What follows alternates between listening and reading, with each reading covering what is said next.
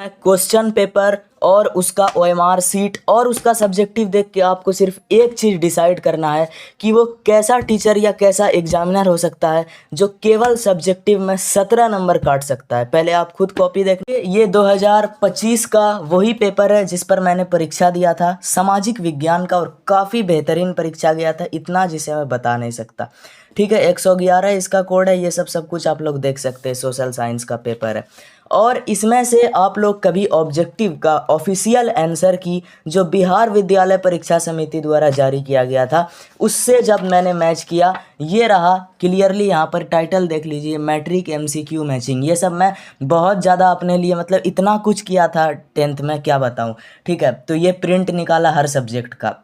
फिर मैंने हर सब्जेक्ट का जो एग्ज़ाम में ओएमआर भरा था, डिट्टो वही चीज़ घर पे आके, ये सब चीज़ मैं बहुत तुरंत कर रहा था। एग्ज़ाम के ख़त्म होने के जस्ट बाद आके घर पे बना के सेव रख लिया ताकि जब भी आंसर की जारी हो तो मिलाया जा सके। शुरू में मुझे संदेह था कि 39 नंबर है, हालांकि जब बिहार बोर्ड ने अपना ऑफिशियल आंसर की जारी किया तो उसके अनुसार मेरा 40/40 आया है। सामाजिक विज्ञान में एक भी ऑब्जेक्टिव रॉन्ग नहीं है, यानी ऑब्जेक्टिव में मिल गए 40 नंबर।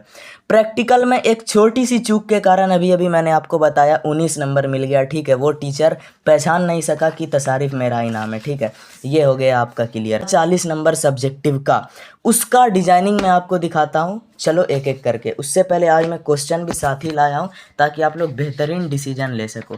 तो ये सबसे पहले तो मैं क्वेश्चन निकालूंगा तब आपको आंसर दिखाऊंगा। ये आ गए हम लोग क्वेश्चन पे।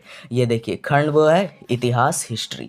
यहाँ पर कुछ क्वेश्चन आपको देखने को मिलता है तो मैं यहाँ से फटाफट स्टार्ट करता हूँ। सबसे पहले मैंने क्वेश्चन 2 अटेम्प्ट किया था। फ्रांस द्वारा हिंद चीन को उपनिवेश बनाने का प्रारंभिक उद्देश्य क्या था। आइए देखते हैं इसे मैंने किस तरीके से लिखा है। सबसे पहले हेडिंग खंड वो इतिहास लघु उत्तरीय प्रश्न। ये सेम चीज़ मैंने एग्जाम में लिखा है, बल्कि इससे कहीं बेहतर लिखा है, क्योंकि घर पे जब मैं आके एग्ज़ाम का दोबारा दे रहा था तो स्पीड में राइटिंग नहीं बैठा, बट एग्ज़ाम हॉल में इससे अच्छा राइटिंग बैठा था। तो प्रश्न संख्या 2 जैसे कि मैंने दे दिया, 2 अंक स्तरीय उत्तर। सबसे पहली चीज़ हेडिंग मैंने ब्लैक पेन से दिया ताकि मेरे एग्जामिनर महोदय, मेरे प्यारे एग्जामिनर जो मेरी कॉपी चेक करें, उन्हें तनिक भी कष्ट ना हो, कोई कष्ट ना झेलना पड़े, कोई कन्फ्यूजन ना हो। मैंने इतना ध्यान रखा था अपने एग्जामिनर का और उन्होंने मुझे क्या दिया आपके सामने है। ठीक है, ये सब मैंने खुद से ही अंदाज़ा लगाया था कि भाई ऐसा लिखूंगा तो क्यों नंबर कटेगा। और जब 17 नंबर किसी ने काट लिया तो मुझे समझ नहीं आया कि किसी एग्जामिनर ने कॉपी चेक किया भी है या नहीं मेरा। ठीक है, ये देखिए फ्रांस द्वारा हिंद चीन के उपनिवेश स्थापना का उद्देश्य। सबसे पहले हेडिंग दिया और उसके बाद ये मेरा आंसर है कि फ्रांस ने, अब इसका लैंग्वेज एक बार आप लोग पकड़ लीजिए। मुझे तो लगता है ये लैंग्वेज नहीं पकड़ पाया क्या एग्जामिनर। देखिए स्टैंडर्ड लैंग्वेज का यूज़ हुआ है। फ्रांस ने अपने अन्य यूरोपीय प्रतिद्वंदियों जैसे भी दे दिया मैंने, ताकि एग्जामिनर को कोई कन्फ्यूजन ना हो कि प्रतिद्वंदी कौन। ठीक है, मैं चाहता तो डायरेक्ट लिख सकता था, लेकिन मैंने उदाहरण भी दिया जैसे डच, ब्रिटिश एवं पुर्तगाली व्यापारियों की औपनिवेशिक प्रतिस्पर्धा में। औपनिवेशिक प्रतिस्पर्धा क्या होता है? उपनिवेशवाद को कौन कहाँ पे ज़्यादा उपनिवेश बनाएगा, इसे हम लोग औपनिवेशिक प्रतिस्पर्धा कहते हैं। औपनिवेशिक प्रतिस्पर्धा में विजयी होने के उद्देश्य से हिंद चीन को सुरक्षित समझकर वहां अपना उपनिवेश स्थापित किया। यही उनकी उपनिवेश स्थापना का उद्देश्य था।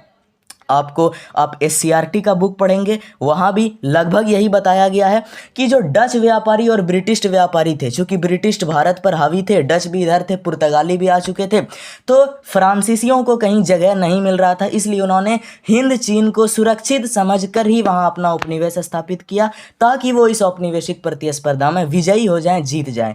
इसी चीज़ को मैंने बेहद ही स्टैंडर्ड लैंग्वेज का यूज करके यहाँ पर लिखा है। पता नहीं इसमें कितना मार्क्स उन्होंने मुझे दिया। चलिए बात करते हैं नेक्स्ट क्वेश्चन, जो कि यहाँ देखने को मिलता है। भारतीय राष्ट्रीय कांग्रेस की स्थापना किन परिस्थितियों में हुई। भारतीय राष्ट्रीय कांग्रेस की स्थापना, सबसे पहले तो मैंने कन्फ्यूजन क्लियर कर दिया कि 28 दिसंबर 1885 को बम्बई के तेजपाल संस्कृत कॉलेज में हुई थी। ये कन्फ्यूजन टीचर का क्लियर। अब पैराग्राफ चेंज करके मैंने बताया इसका असली कारण कि उस समय अखिल भारतीय स्तर पर सरकार की नीतियों की समीक्षा हेतु कोई राष्ट्रीय अखिल भारतीय संस्था नहीं थी, इसलिए A.O. ह्यूम द्वारा भारतीय राष्ट्रीय कांग्रेस की स्थापना की गई। ये लाइन आप मिला लीजिए जाके बिहार बोर्ड की ऑफिशियल SCRT टेक्स्ट बुक में, बिल्कुल बिल्कुल यही समझाया गया है, उसी को मैंने अपने तरीके से लिखा। अब बात करते हैं नेक्स्ट क्वेश्चन, जो कि था वियना कांग्रेस का क्या उद्देश्य था। तो ये भी मैंने कैसे लिखा, देखिए वियना कांग्रेस, सबसे पहले मैंने देखिए बार बार मैंने एग्जामिनर को कष्ट को दूर करने के लिए, उनका कन्फ्यूजन क्लियर करने के लिए पहले ये चीज़ लिखा है जो एक टॉपर की पहचान होती है। ये बहुत सारे टॉपर 2021 में आर्ट्स के टॉपर संगम राज थे, जिनका सामाजिक विज्ञान का एक सब्जेक्ट है SST, उसमें 100 में 100 नंबर आया था, एक भी नंबर नहीं कटा था। कारण क्या था, उन्होंने इस चीज़ का प्रयोग किया था जिस चीज़ का प्रयोग मैंने किया है, बिल्कुल उन्हीं की तरह लिखा है। देखो उन्होंने भी ऐसे ही लिखा था, किसी भी चीज़ का डेट पहले दे देना। तो मैंने भी किसी भी क्वेश्चन से पहले उसके बारे में डेट से बताया, जैसे वियना कांग्रेस से संबंधित था तो पहले लिख दिया वियना कांग्रेस 1815 ईस्वी में हुआ, इसके मुख्य उद्देश्य निम्नलिखित हैं। उसके बाद देखिए पहला उद्देश्य यूरोप में पुरातन व्यवस्था पुनर्स्थापित करना, जो कि सबसे बड़ा उद्देश्य था, और दूसरा बुर्बो वंश की पुनर्स्थापना करना, यह भी एक बड़ा उद्देश्य था। क्वेश्चन हमसे क्या बोला है, वियना कांग्रेस का उद्देश्य, लघु उत्तरीय प्रश्न है, मोर देन इनफ है, किसी भी बुक में जाए 2 उद्देश्य में आपका काम हो जाएगा, नहीं काटता नंबर जनरल। अच्छा काटेगा भी तो 17 नंबर कैसे कटेगा, अभी आप पूरा देखिए फिर जवाब दीजिए। लो मान लिया कि इसमें टीचर ने मेरा आधा नंबर 1 नंबर काटा, 17 नंबर कैसे कटा, बस वही नहीं पता। अभी यहाँ देखिए, ये देखिए इतिहास दीर्घ उत्तरीय प्रश्नोत्तर क्या आया था भैया, क्वेश्चन क्या था, ये देखो क्वेश्चन भारतीय, 2 क्वेश्चन था, मैंने ये वाला सिलेक्ट किया, भारतीय राष्ट्रीय आंदोलन में गांधी जी की भूमिका बताइए, चूंकि ये मुझे बहुत अच्छे से पता था। तो ये मैंने कैसे लिखा, भारतीय राष्ट्रीय आंदोलन में गांधी जी की भूमिका का वर्णन दिया। सबसे पहले भैया उनके बारे में लिखा कि महत्वपूर्ण भूमिका थी, कैसे, क्योंकि वो 1915 में, शुरुआत मैंने ट्रेलर मारा, चूँकि SCRT की बुक में किसी भी टॉपिक को गांधी जी से रिलेटेड शुरू करने से पहले एक ट्रेलर फ्लैशअप किया गया, और वो ट्रेलर है कि 1915 में गांधी जी दक्षिण अफ्रीका से भारत आए। अरे भाई जब वो भारत लौटेंगे दक्षिण अफ्रीका से तभी तो उनका भूमिका भारत में हुआ, इसलिए मैंने टीचर को ये पहले समझाया कि 1915 में दक्षिण अफ्रीका से भारत लौटे, और वहीं से उन्होंने एक नई विचारधारा सत्याग्रह लाए। क्योंकि अगर मैं ये लाइन नहीं लिखता तो मुझे अपने आप को टॉपर कहने का कोई अधिकार नहीं है, क्योंकि पूरा खेल ही सत्याग्रह पर टिका है, पूरा राष्ट्रीय आंदोलन में जो भी भूमिका निभाए वो सत्याग्रह के द्वारा निभाए। तो मैंने पहले ये ट्रेलर मारा, उसके बाद मैंने ये तक एग्जामिनर को समझाया कि सत्याग्रह के द्वारा गांधी जी ने किया क्या, मतलब गांधी जी जो सत्याग्रह की विचारधारा लाए उसमें उनकी क्या क्या भूमिका रही, क्या वो कहना चाह रहे थे, क्या मतलब था उनके सत्याग्रह का, ये बताने के बाद उनकी भूमिका मैंने दर्शाई कि कैसे कैसे उन्होंने चंपारण सत्याग्रह किया, खेड़ा किसान किया, अहमदाबाद मिल मजदूर किया, है ना, सविनय अवज्ञा किया, ये पूरा लिख के समराइज भी कर दिया इस तरीके से। बताओ ये मैंने लिखा था ये पूरा, और आपको लग रहा होगा कि ये मजाक है, ये मैंने रियल बोर्ड एग्जाम में इतना ही लिखा, एक लाइन भी कम नहीं लिखा इससे, बल्कि ज़्यादा होगा कम नहीं होगा जितना मैंने बोर्ड परीक्षा में लिखा है। अब मैं पलटाता हूँ राजनीति शास्त्र पॉलिटिक्स में, देखिए सिविक्स के अंदर क्या किया गया मेरे साथ। राजनीति शास्त्र पॉलिटिकल साइंस में जो है एक क्वेश्चन है, यहाँ 4 में से 2 बनाना होता है, ठीक है, देखिए क्लियर लिखा है 2 बनाना है। तो मैंने ये वाला बनाया, सबसे पहले सूचना का अधिकार किस प्रकार उत्तरदायी लोकतंत्र के लिए लाभदायक है, और यहाँ पर देखिए सूचना का अधिकार कानून निम्नलिखित प्रकार से लोकतंत्र के लिए रखवाला या फिर लाभदायक, दोनों एक ही है, सेम है। सबसे पहला, ये सरकार की कार्यशैली को सार्वजनिक करता है, सबसे मेन यही है, सरकार की कार्यशैली को सार्वजनिक करता है। सूचना का अधिकार, अगर मैं अभी RTI मार दूं तो मैं बोर्ड से अपना आंसर शीट मंगवा सकता हूं, लेकिन भारत की न्यायिक प्रणाली बड़ी जटिल और अजीब है कि ये करने में ही साल बीत जाएगा, पता नहीं चलेगा। ये देखो, ये अधिकारियों की भ्रष्टाचारी पर अंकुश लगाता है, ठीक है, ये जो कॉपी चेक करने में एग्जामिनर ने किया उस पर भी अंकुश लगाता है। अब बिहार बोर्ड का इंस्ट्रक्शन कभी पढ़ना, उस पर भी लिखा होता है सूचना का अधिकार कानून किसी भी विद्यार्थी को यह अधिकार देता है कि वो अपनी आंसर शीट बोर्ड से ले सकता है। लेकिन भारत की न्यायिक व्यवस्था बहुत अच्छी है, लेकिन उसको जो करने का जो प्रोसेस है वो इतना ज़्यादा कॉम्प्लिकेटेड एंड लेट होता है यहाँ पे, कि यही डर से तो आज तक हम RTI में अप्लाई नहीं किए, कि कब साल बीत जाएगा, कहाँ कहाँ जाना पड़ेगा, कुछ पता नहीं, ठीक है। नेक्स्ट क्वेश्चन, नेक्स्ट क्या है आपके पास कि ये देखो एक क्वेश्चन था, सत्ता के क्षैतिज वितरण से क्या अभिप्राय है। बहुत अच्छे से मैंने मनीष सर के लेक्चर में देखा था कि सत्ता के क्षैतिज वितरण में सरकार को निम्न स्तंभों में विभाजित किया जाता है। सत्ता का 2 वितरण होता है, एक ऊर्ध्वाधर वितरण और एक क्षैतिज वितरण। तो क्षैतिज वितरण में विधायिका, कार्यपालिका और न्यायपालिका, ये 3 पार्ट में विभाजित होता है, यही मैंने बनाया, ठीक है। अब बताइए इसमें क्या एक्यूरेसी में कमी है। अब देखिए पॉलिटी का दीर्घ उत्तरीय प्रश्न, वर्तमान अब मैं थोड़ा वीडियो तेज करूँगा। वर्तमान भारतीय राजनीति में लोकतंत्र की कौन कौन सी चुनौतियाँ हैं। सबसे पहले मैंने हेडिंग दिया राजनीति शास्त्र दीर्घोत्तरीय प्रश्नोत्तर, प्रश्न 14, 4 अंक स्तरीय, चूँकि SST में 4 नंबर के ही लॉन्ग आते हैं।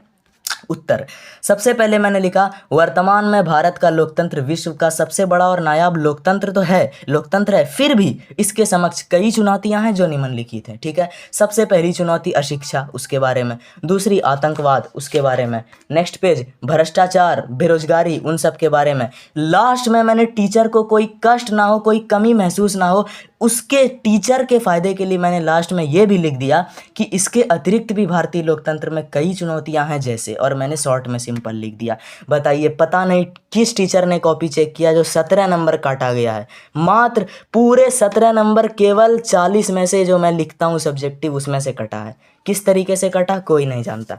नेक्स्ट चीज़ देखिए आप लोग, ये रहा हम लोग का अर्थशास्त्र में आ गए। अब इकोनॉमी में क्या पहला था, आर्थिक क्रिया से आप क्या समझते हैं। वैसी क्रियाएं जिसके अंतर्गत आय प्राप्त कर आजीविका अर्जन किया जाता है उसे आर्थिक क्रिया कहते हैं।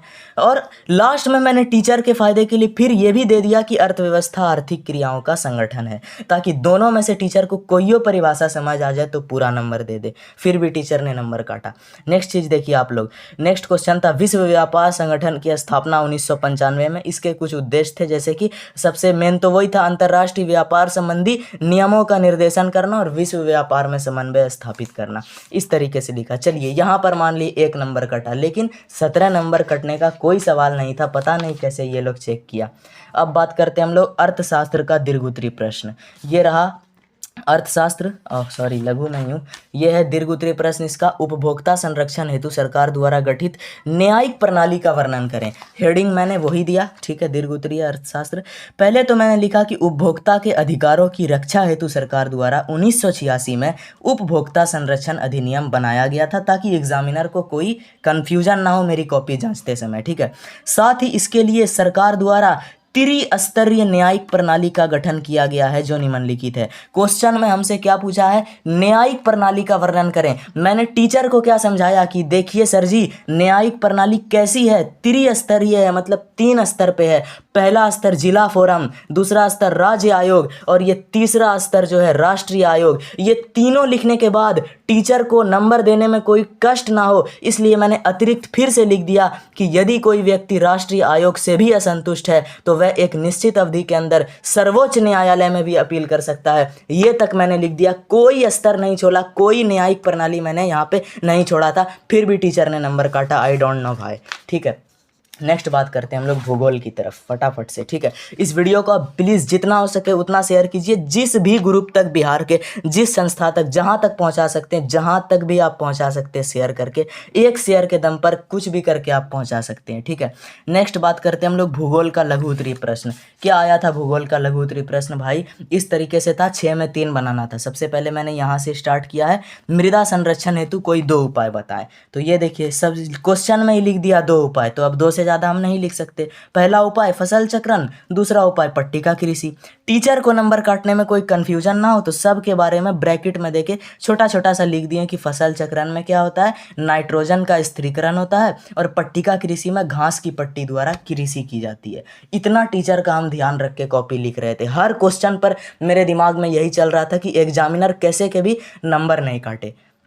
नेक्स्ट चीज़ आप लोग देखिए, नेक्स्ट क्या है, संसाधन नियोजन। संसाधनों का अति दोहन करने की बजाय उनका बुद्धिमता से या विवेकपूर्ण उपयोग करना ही संसाधन नियोजन कहलाता है। भावी सभ्यता के अस्तित्व की रक्षा है तो संसाधन नियोजन आवश्यक है। महाराज इसकी एक्यूरेसी में क्या कमी था जो 17 नंबर पूरे सब्जेक्टिव से काटा गया। नेक्स्ट चीज़ ये देखिए, नेक्स्ट क्वेश्चन क्या था, कार्बनिक खनिज से आप क्या समझते हैं। ये रहा कार्बनिक खनिज, वैसे खनिज जिसमें जीवाश्म यानी कि अर्थात जीवों के अंश, जीव अंश पाए जाते हैं, उन्हें कार्बनिक खनिज कहते हैं। मुझे पूरा भरोसा था कि इस नंबर में, इस क्वेश्चन में पूरा नंबर नहीं मिलेगा, इसलिए एग्जामिनर को नंबर देने में कोई कष्ट नहीं हो। फिर से मैंने एक दिया उदाहरण, और उदाहरण भी इसका दे दिया। अब मैं बात करता हूँ अंतिम तरफ में आ जाता हूँ, जो कि है जियोग्राफी का दीर्घ उत्तरीय प्रश्न, और वो आया था वनों के पर्यावरणीय महत्व पर टिप्पणी। मैंने वनों के पर्यावरणीय महत्व पर टिप्पणी दी। सबसे पहले वन से पर्यावरण संतुलन होता है, शुद्ध ऑक्सीजन गैस का निष्कर्षण होता है, हानिकारक गैसों का अवशोषण होता है और पारिस्थितिकी तंत्र का निर्माण होता है। ये पूरा मैंने लिख दिया और सबके बारे में भी बता दिया। ये दीर्घ उत्तरीय। नेक्स्ट है आपदा प्रबंधन का। पहला क्वेश्चन हमारे सामने आया, बाढ़ के प्रकोप से बचने के उपाय सुझाएं। एकदम भाई 2 गो तो बनाने था, लास्ट में टाइम बहुत बचा था। पूरा आपदा प्रबंधन से बचने का उपाय पूरा लिख दिया। नेक्स्ट क्या था, सूखे के लिए प्रमुख उत्तरदायी कारक, जो कारक था वो लिख दिया। ये मैंने आपके सामने खुला खुला खोल के रख दिया है अपना पूरा एसएसटी का कॉपी। अब आप लोग जहां से भी जज कर सकते हैं, लेकिन कमेंट सबको करना है कि इसमें 17 नंबर कटना चाहिए या नहीं, और नहीं तो 100 में कितना नंबर आप देना चाहेंगे। चलिए बहुत बहुत धन्यवाद।